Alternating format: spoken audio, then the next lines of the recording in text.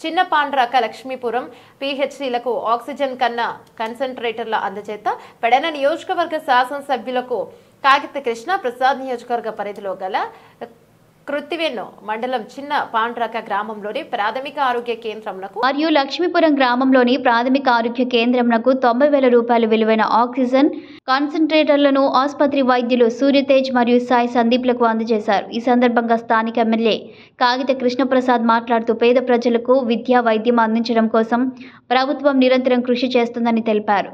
శ్వాస తీసుకోవడానికి ఇబ్బందిగా ఉన్న రోగులకు ఈ ఆక్సిజన్ కాన్సంట్రేటర్లు ఎంతగానో ఉపయోగపడతాయని తెలిపారు.